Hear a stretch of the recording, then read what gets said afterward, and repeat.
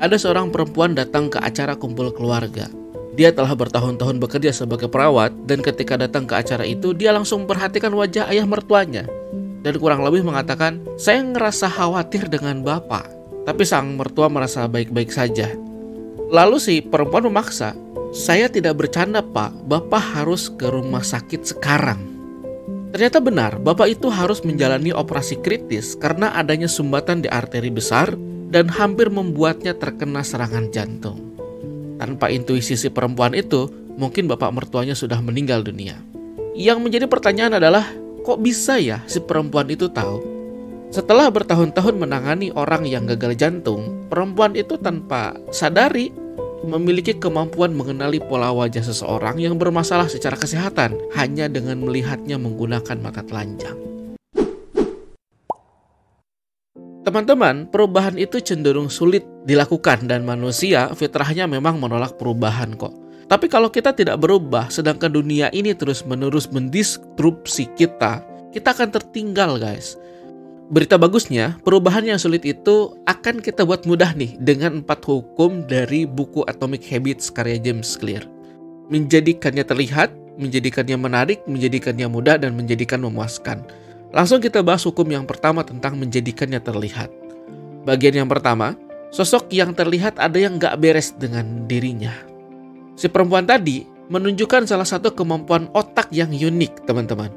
Otak mampu menjadikan pengalaman-pengalaman yang kamu alami sebagai pelajaran, sehingga dia sensitif terhadap petunjuk-petunjuk tertentu dari kebiasaan kamu. Dan letaknya itu di pikiran bawah sadar. Seperti perempuan tadi, dia tahu bapak mertuanya ada masalah, tetapi dia nggak tahu kenapa tuh. Nah, contoh lainnya adalah rasa lapar. Kan nggak perlu menunggu ada makanan di depan kamu agar tubuh kamu ngerasain lapar tuh. Karena lapar itu bekerja di bawah sadar. Itu lahir dari kebiasaan yang berulang-ulang. Nah, untuk membangun kebiasaan baru, kita harus mengubah semua itu dengan sadar, dengan kesadaran. Psikolog Carl Jung mengatakan, sampai kamu membuat yang tidak disadari menjadi disadari, kebiasaan itu akan mengarahkan hidup kamu dan kamu akan menyebutnya sebagai nasib.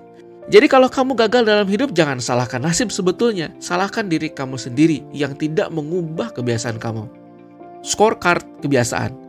Sistem pengkeretaan Jepang dianggap yang terbaik di dunia, tetapi mereka punya kebiasaan aneh. Setiap menunjuk objek atau tanda yang berbeda, si operator itu menyebutkan sinyalnya dengan lisan. Sinyal hijau, semua aman, dan lain sebagainya. Ini disebut dengan kebiasaan pointing and calling. Dengan kebiasaan ini, mereka mampu mengurangi kesalahan atau fatality sampai dengan 85% dan mengurangi angka kecelakaan sampai dengan 30%. Kenapa ini penting? Agar orang lebih sadar tentang aktivitas yang dia lakukan. Karena semakin otomatis suatu aktivitas, semakin kecil itu kita pikirkan secara sadar. Jadi aktivitas itu kita naikkan tuh dari bawah sadar menuju pikiran yang atas sadar. Dan ini adalah kunci untuk mengubah kebiasaan kita. Kita harus sadar dulu dengan apa yang sedang kita lakukan. Contohnya begini, kalau kamu ingin meninggalkan kebiasaan makan yang bergula-gula, maka ketika kamu disajikan kue di hadapanmu, katakan saja secara lisan, "Aku tidak akan memakannya karena itu bisa membuat berat badanku naik dan aku bisa kena diabetes." Jadi, cobalah nilai setiap aktivitas kamu dan katakan secara lisan. Bagian yang kedua, cara terbaik untuk memulai kebiasaan baru. Cara yang pertama, tentang niat implementasi. Di tahun 2001, ada penelitian di Inggris yang dilakukan terhadap 248 orang untuk membangun kebiasaan olahraga 1 kali dalam seminggu. Mereka dibagi tuh jadi 3 kelompok. Kelompok pertama adalah orang-orang yang hanya ditanya berapa kali berolahraga dalam seminggu. Kelompok kedua adalah mereka yang disuruh membaca manfaat olahraga. Kelompok ketiga adalah mereka yang membaca manfaat olahraga, tapi mereka menulis rencana kapan dan di mana mereka akan berolahraga. Hasilnya, kelompok pertama dan kedua itu hanya 42% saja yang berolahraga. Kelompok ketiga sampai 91% yang berolahraga, 2 kali lipatnya. Artinya, kita sesungguhnya akan mudah untuk berubah ketika petunjuk di niat kita itu jelas kapan dan di mananya. Jadi ketika orang mengira bahwa mereka sulit berubah karena nggak ada motivasi, kenyataannya petunjuknya saja yang kurang jelas tentang kapan dan di mana kamu harus berubah. Ini disebut dengan niat implementasi nih, kapan dan di mananya. Contoh lainnya adalah Aku akan belajar bahasa Inggris selama 20 menit setiap hari pukul 8 malam di ruang kerja. Itu adalah petunjuk-petunjuk yang sangat jelas. Maka 91% kamu pasti akan melakukannya. Dan teknik ini sangat bermanfaat ketika kamu punya cita-cita mulia atau cita-cita yang besar.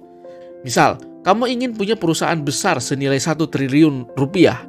Maka kalau kamu membuat rencana yang sangat jelas kapan dan di mana setiap harinya, kemungkinan besar kamu akan mencapai cita-cita kamu itu. Tapi kalau kamu masih samar, maka otak kamu akan merasionalkan begitu banyak pengecualian-pengecualian kecil yang akhirnya menumpuk dan cita-cita kamu itu akan musnah. Hari ini gak usah deh, besok aja deh, dikit doang nanti aja sekalian lah. Itulah contoh-contoh pengecualian-pengecualian kecil yang akan menggagalkan cita-cita kamu. Cara kedua adalah dengan menumpuk atau menggandeng kebiasaan. Ada satu kisah menarik tentang seorang filsuf bernama Denis Diderot. Hampir sepanjang hayat dia hidup dalam keadaan miskin. Suatu ketika, dia ingin menikahkan putrinya tapi tidak punya biaya. Kaisar Rusia Katarina Agung mendengar masalah itu lalu dia pun membeli perpustakaan pribadi Diderot seharga 1.000 pound sterling plus gaji tahunan untuk Diderot sebagai pengurus perpustakaannya. Diderot pun punya uang yang banyak sampai bisa membiayai pernikahan putrinya plus bisa membeli jubah untuk dirinya sendiri.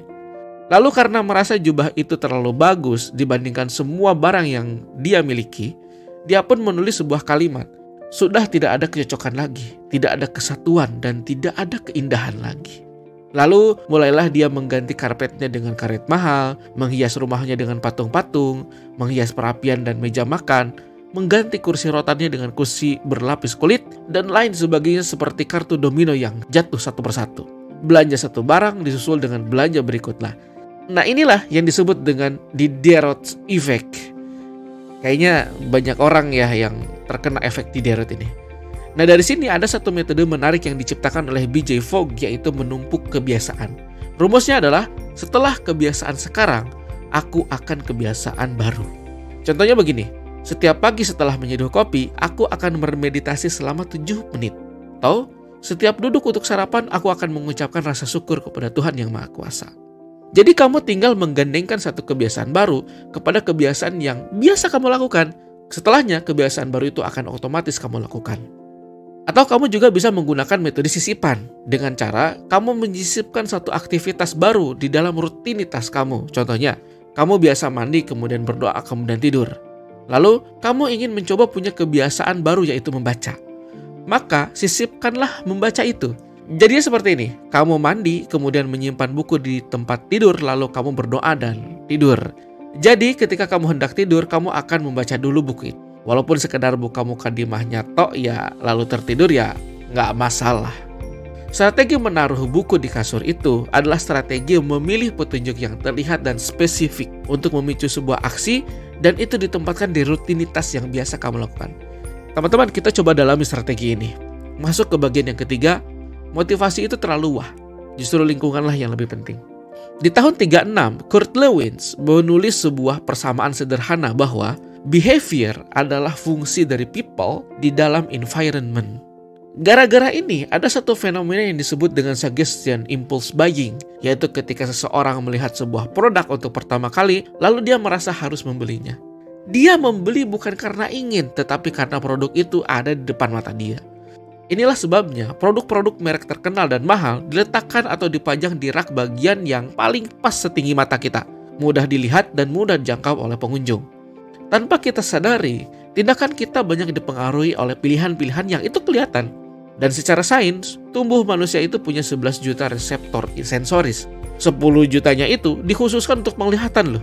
Bahkan ada pakar yang mengatakan bahwa 50% daya otak itu digunakan untuk melihat. Nah inilah sebabnya perubahan kecil pada apa yang kamu lihat dapat mengantarkan kamu kepada perubahan yang besar tentang apa yang kamu lakukan. Lalu gimana caranya kita merancang lingkungan itu biar mendukung nih perubahan kita?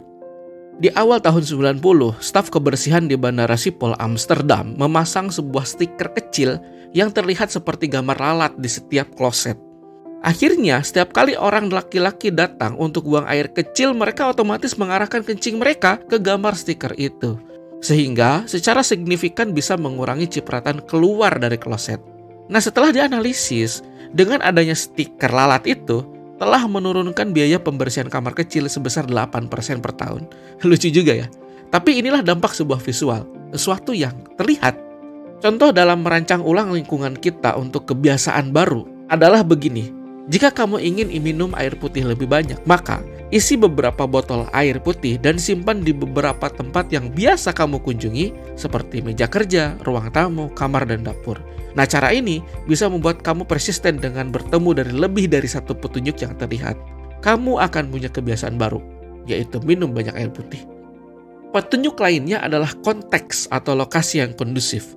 Kalau sebelumnya kita berbicara tentang membangun kebiasaan membaca buku itu menaruh sebuah buku di kasur sebelum kita tidur, maka sekarang cobalah kamu datang ke sebuah perpustakaan yang banyak buku di dalamnya atau ketemu dengan komunitas pecinta buku.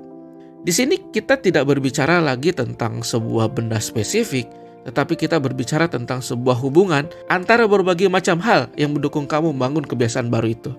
Contohnya, kalau kamu ingin mencari inspirasi atau ingin lebih kreatif, maka datanglah ke kafe, atau pergi ke atas gedung, atau pergi ke gunung.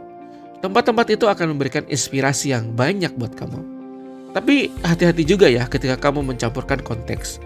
Yang artinya kamu juga mencampur adukan kebiasaan yang lama dengan yang baru. Misalnya begini, ketika di dapur itu kamu biasa gunakan untuk memasak, kemudian kamu ingin membangun kebiasaan bekerja dari rumah atau WFH, lalu kamu bekerja di dapur tuh, maka pasti kamu tidak akan fokus bekerja. Kenapa? Karena kebiasaan lama itu akan menang dengan konteksnya dan mengalahkan kebiasaan yang baru. Ini sama seperti handphone atau internet. Ketika kamu menjadikan handphone itu sebagai sebuah alat untuk bekerja, kemudian kamu ingin hidupmu produktif, tetapi di situ masih ada berbagai macam media sosial yang kamu bisa berpindah dari kerjaanmu ke media sosial itu dalam sepersekian detik. Ya iyalah kamu pasti kacau balau, gak akan tuh produktif. Jadi apa solusinya? Cobalah jadikan lingkunganmu itu stabil atau kondusif. Satu tempat hanya untuk satu tujuan. Meja kerja hanya untuk bekerja, dapur hanya untuk masak, kasur hanya untuk tidur. Kita masuk ke bagian yang keempat, rahasia pengendalian diri. Di tahun 71 terdapat penelitian bahwa 35% tentara Amerika di Vietnam telah mencoba heroin dan 20%-nya mengalami ketergantungan. Ini membuat Washington heboh sampai Presiden Nixon, Presiden Amerika saat itu, membuat tim khusus untuk menangani ini.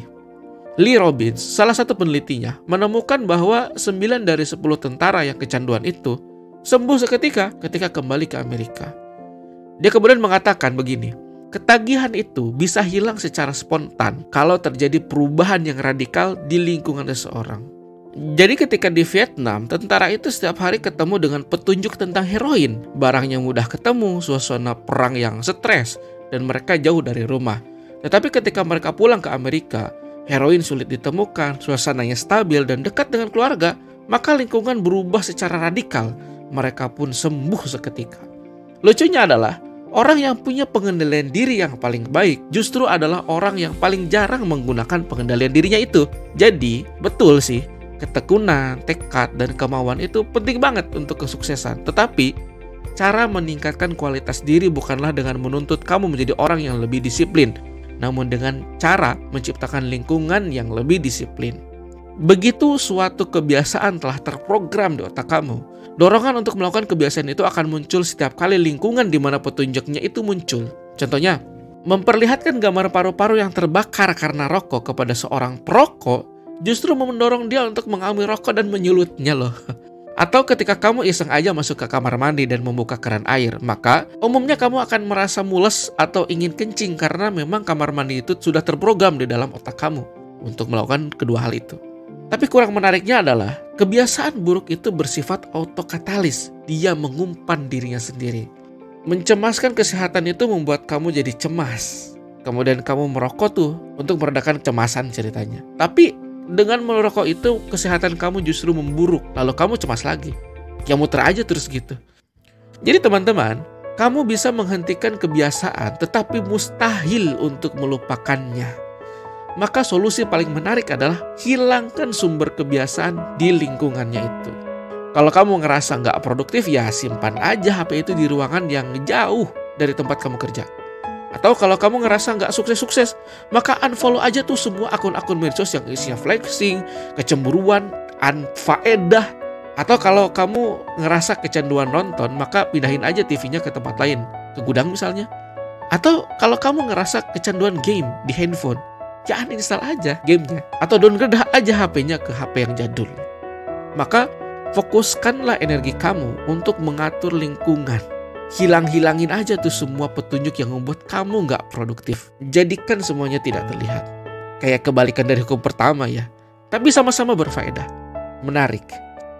Kita akan lanjutkan ke hukum yang kedua. Stay happy, healthy, and wealthy.